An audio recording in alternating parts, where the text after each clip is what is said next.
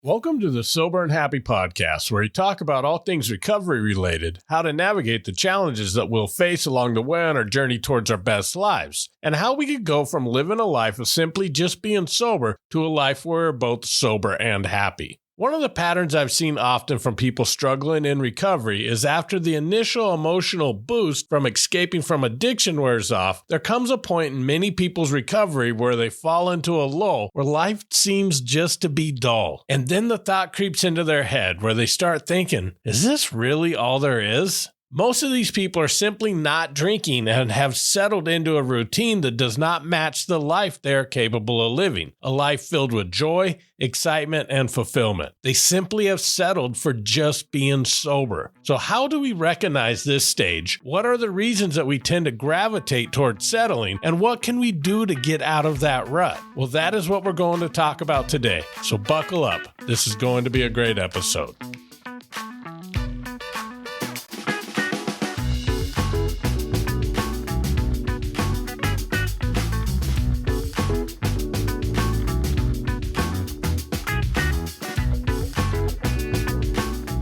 Welcome back. I have a quote that I keep on my fridge that says, "Spring is past, summer has gone, and that song that I meant to sing remains unsung, for I've spent my days stringing and unstringing my instrument." That was from a poet whose name I'm probably going to butcher, Rabindranath Tagore. In researching this quote some more, I found it was part of a much larger writing of poems he had done.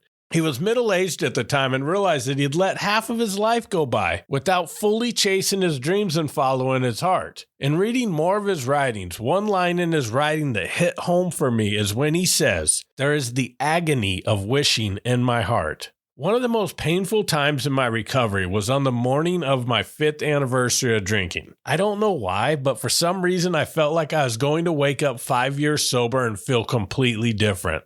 Like there was a special level of the game of life that I was going to unlock and I was finally going to feel fulfilled. But I woke up that morning and nothing was different, and that made everything worse. The reason I didn't feel different is because nothing changed. At this point, I have lived a life where I just kept settling. I long felt at that point that AA wasn't the right path for me, but I still kept going to several meetings a week simply because that was what I was taught to do. I lived in a city and a state that I hated and was paying the mortgage on a house I settled for because I wanted the title of being a homeowner, and it was all that I could afford at the time. I just got dumped by a girl who was far from the type of relationship I wanted, yet I still wanted her back. And I felt stuck in a dead-end job that I did not like. And up to this point, I was doing nothing to change any of it. I had simply settled for a life that I was not happy with. So how did I get there? There were several reasons, but the first is what I will call settling in the name of gratitude. Now, I'm a huge fan of focusing on gratitude, so this isn't a dig at being grateful. However, gratitude could often be used as a mask to excuse settling for something when we know we are capable of more. Let me give you an example. When I first got sober, I was finding getting work in my old career field hard. For most of my career, I've been a software developer. Due to my drinking, my resume was very spotty, including a huge multiple-year gap of not only no employment in my field, but also no verifiable employment at all because I was bartending under the table. Because of this, I knew I would need to take a temporary ego hit and apply for jobs I was overqualified for. Even with this, it still took a while until I finally found a company that was willing to take a chance on me. I was offered a mid-level programmer job, which was far from the responsibilities and salary of many of the senior-level jobs I had in the past. When I talked to my sponsor at the time about the job offer, I told him that this would be a great opportunity for me to build my skills back up, get some recent job experience on my resume, and hopefully resume my career and open up new opportunities in the future. He looked at me and told me that by looking into the future, I was not being grateful for what I had. In fact, in much of my time in AA, when I would try to talk about parts of my life that I was not happy with and that I wanted more, I was told that I was being ungrateful. Eventually, in an effort to stop being ungrateful, I simply just stopped wanting more. This isn't about not being happy with what we have and always chasing more of everything. You could be grateful for what you have and still strive for more. I'm a big believer in showing your gratitude. So for that job I was offered and ended up accepting, I was extremely grateful to the manager who gave me that job. I didn't spend my days sitting at my desk being angry that I used to make more money and looking for the next opportunity. I showed up every day and made sure that the company I worked for was going to get massive value out of the risky investment they made in me. Wanting more from yourself, your life, your environment, and the people around you isn't a lack of gratitude. We could still be grateful for where we are and still want to strive for more. But that was only one small piece of the puzzle. The biggest factor I see when we tend to settle is the unwillingness to step out of our comfort zone, the nice little place where everything is comfortable, but often not fulfilling. Our comfort zones appear safe, it's known, and it's predictable. But there's a catch. Growing rarely happens in our comfort zone, and it almost always is an incredibly boring place to hang out. Many people struggle with the idea that sobriety is boring. If that is you right now, look at your days. Are you doing anything new, or are you sitting in your own comfort zone day after day? Now ask yourself, is your comfort zone even comfortable? Or like the poet I quoted earlier said, is there an agony of wishing in your heart? So if our comfort zones are holding us back and they're not all that comfortable to begin with, why do we stay stuck in them? For me, it's often the fear of failure. That is one of the most powerful forces that keeps so many people from fulfilling their dreams. Settling becomes a defense mechanism from the perceived pain of failing. I hit a roadblock a few months ago. One of my dreams is to consolidate the dozens of notebooks of writings over the years and create a course to help people discover their own recovery journeys. I purchased a course from one of the leaders in online teaching, which would help me create a curriculum and build out this course. I was flying through the course until I got to the part where I was supposed to begin the early stages of marketing the course, and I completely froze. You see, I like the idea of creating a course. I love the thought of helping even more people than I could handle when people reach out to me one-on-one. I have evidence that many people want something like this, as I've had many of you reach out asking me if I offered a course or even coaching. However, whenever I thought about launching it, all those positive thoughts vanished. I imagined 0 people signing up.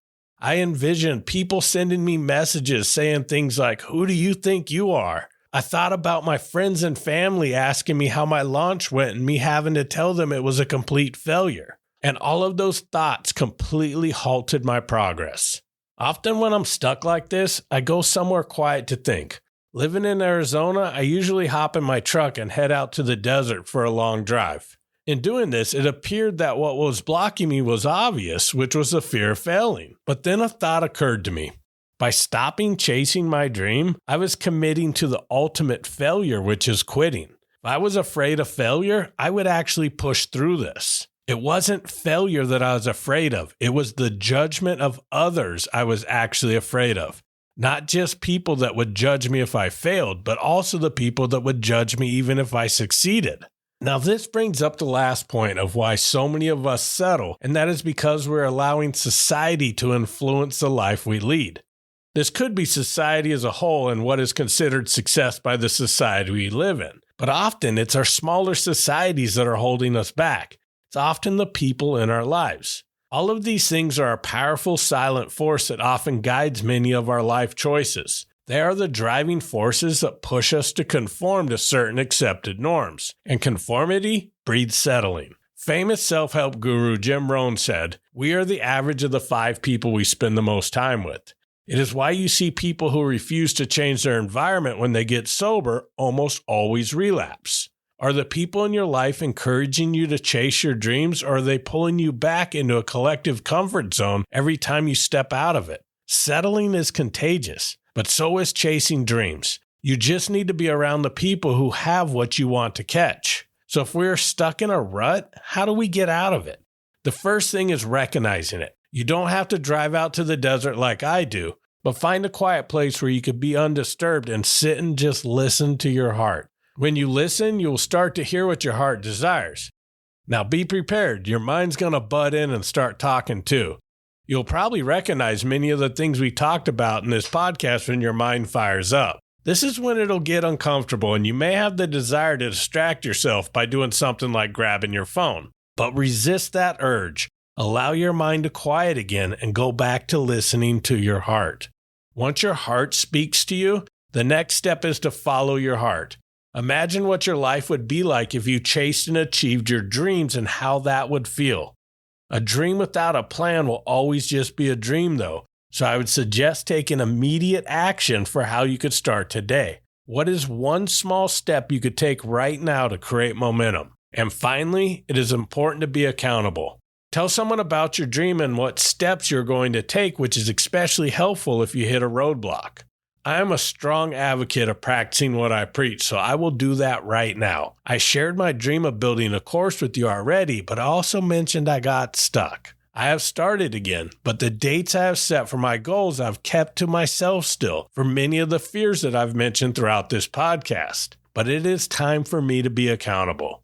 I'm going to launch my course, complete with live group coaching, by July 1st this year.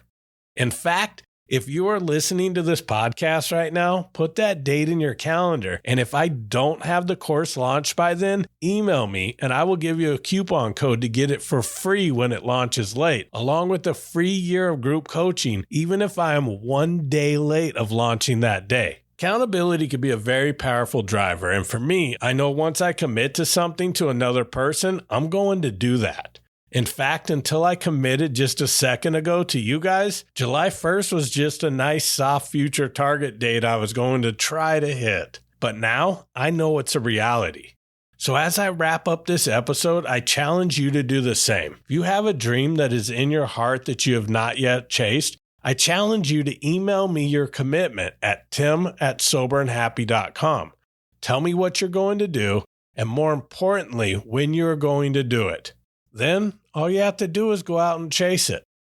Thank you for listening to this episode, and I hope you're enjoying the podcast. This week, I want you to think of one person that you think will benefit from listening to this episode and send it to them. Be the person who plants a positive seed in someone else's life. You never know how much it could impact them. New episodes come out each Friday, so I look forward to connecting with you next week.